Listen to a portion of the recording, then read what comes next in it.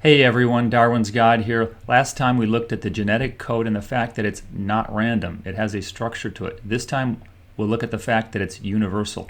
Those two facts, it's not random and it's universal, cause big problems for the theory of evolution. Now, let's have a look here. So it's not random. Remember, we looked at this table and how the oily amino acids are clustered. 90% of them or so are in the first column in this particular table of the genetic code. It's also universal. Now, what exactly does that mean? Let's have a look here. So here is a notional evolutionary tree. Today's extant species are along the top there. The universal common ancestor of all life, there's at the bottom or near the bottom. Now, let's say you have a couple of species that are nearby in the evolutionary tree that share some interesting design, something unique. Maybe it's a gene, maybe it's something in their organs. There's something similar. Evolutionary theory will say that though that particular shared design must come from the common ancestor. That's the whole idea behind evolutionary theory. If that design is in a third species, then it must have been inherited from the earlier common ancestor from all three of those species. That's the way evolutionary theory works. If you have a design across all of the species, a universal design that all species share, then it must have arisen from the common ancestor of all life, the universal common ancestor. That's the case for the genetic code. It is universal, shared amongst all the species. So evolutionists are forced to conclude that the universal genetic code arose early, very early in evolutionary history, back when things were just getting going.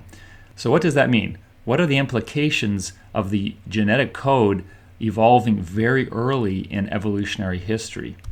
Well, first, it must be mundane. It can't be a special code. It didn't have a long time to evolve, and it didn't evolve in different conditions with mammals and birds and reptiles. It evolved in a very simple, crude environment. So it must be mundane. Also, it must be not evolvable.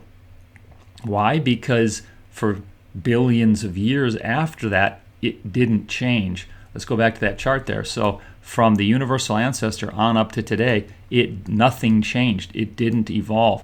That's remarkable. Very few things in the course of evolutionary history don't evolve at all, especially for billions of years. I mean, think about it. Over that time period, you had the evolution of fish, amphibians, reptiles, birds, mammals, the whole shebang, all kinds of fascinating designs, millions of species, and here you have the code not changing at all. So it must be unevolvable according to evolutionary history. Now, what is that going to mean? Let's have a look at this first implication that it is mundane.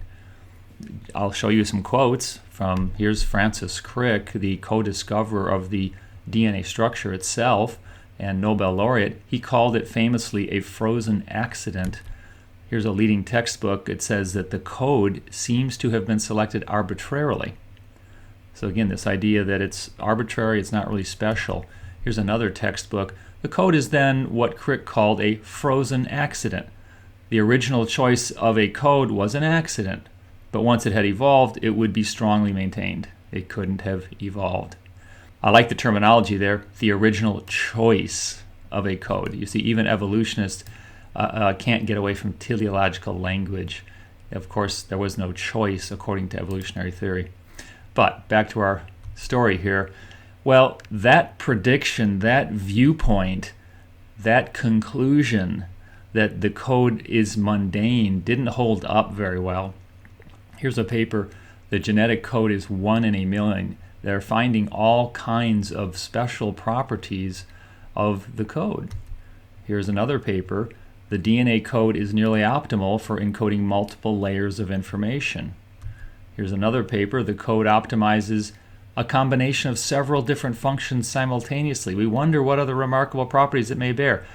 It is not mundane. Okay, now let's look at the other conclusion, the other implication that evolutionists were forced to conclude.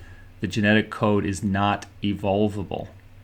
Well, wait a minute. Now, we looked at the code, and remember, it's not random. It has a structure.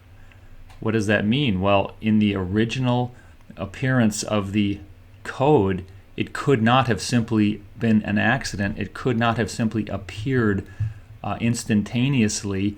There's too much structure here. It must have somehow gone through a process. There must have been some kind of evolutionary process. It must have evolved.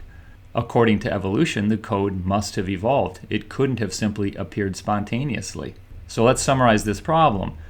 The genetic code is universal and not random. Therefore, according to evolution, it must have evolved.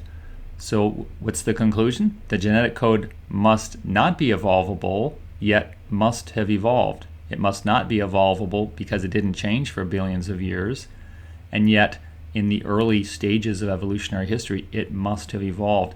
This is an internal contradiction. So we looked at these two conclusions regarding the genetic code from an evolutionary perspective. It must be mundane, and secondly, it must not be evolvable. Neither one worked. The code is a big problem for evolutionary theory.